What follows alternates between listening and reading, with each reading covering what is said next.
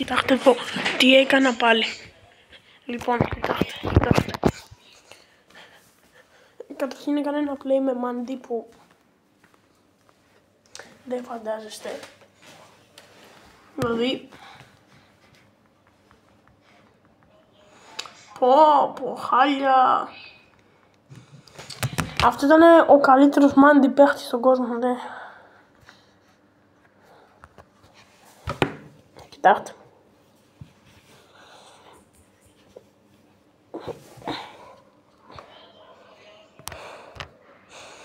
Φυσικά και κάνουμε spectate εμένα. Τον καλύτερο δηλαδή.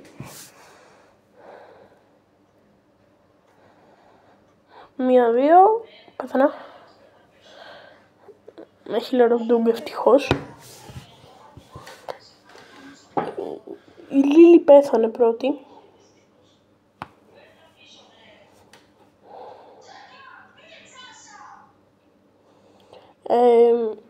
Είμαι Mandy εγώ. Και κάνουμε εδώ. Και πεθαίνω.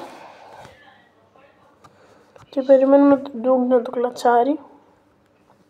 Που φυσικά και δεν θα το κάνει. Ο Doom καλά εντάξει. Και χάσαμε.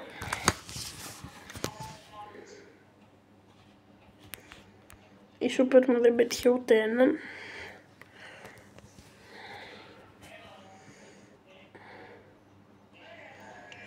Και εδώ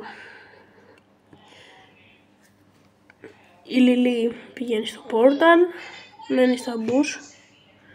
Εγώ δεν έχω πετύχει ούτε έναν ακόμα. Έναν, δύο, τρία. Στο τσάκ ήμουνα. Ένα, δύο, τρία. Νεκρός.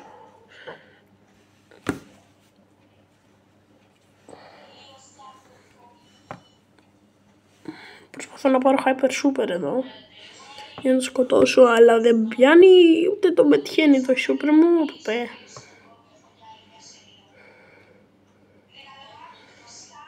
Και τον σκοτώνει ο Παναγιώτης στο τέλος. Τους έκανα 3v1 έτσι, δεν ξέρω αν το καταλάβατε. Συγγνώμη για το βήχα.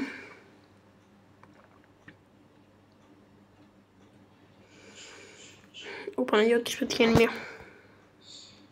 Πρέπει να πάρω Hyper Super. Πάου! Πετυχαίνω μόνο αυτόν. Σκοτώνω.